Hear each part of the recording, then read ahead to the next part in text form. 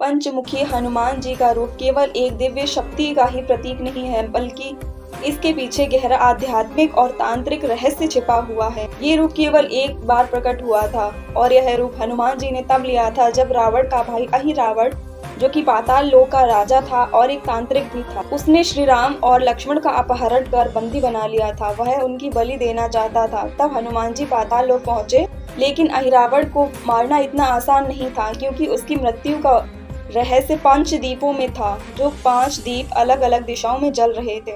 इन 5 दीपों को एक साथ एक ही समय पे बुझाए बिना अहिरावण को मारा नहीं जा सकता था। तब हनुमान जी ने पंचमुखी रूप धारण किया। इसमें पहला मुख बानर मुख है।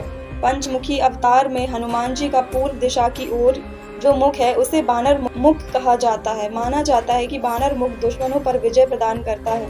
नरसिंह अवतार में हनुमान जी का मुख दक्षिण दिशा की ओर है। इसी रूप की वजह से हनुमान जी को दक्षिण मुखी भी कहा जाता है। इस रूप में हनुमान जी इंसान और शेर दोनों के चेहरे के रूप में दिखते हैं। यह रूप भय नाशक और धर्म की रक्षा का प्रतीक माना जाता है।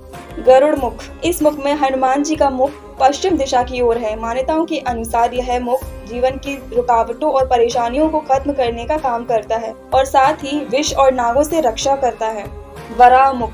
हनुमान जी का चौथा रूप बराह रूप है, जिसमें हनुमान जी का मुख उत्तर दिशा की ओर है। यह मुख सुअर जैसा माना जाता है। इस रूप को विशेष शत्रुनाश, रोगीनाश और तांत्रिक रक्षा के लिए पूजा जाता है। हयग्रीव मुख। इस मुख में हनुमान जी का मुख ऊपर यानी आकाश की ओर है। हयग्रीव ज्ञान और बुद्धि का प्रतिनिधित्व करते हैं।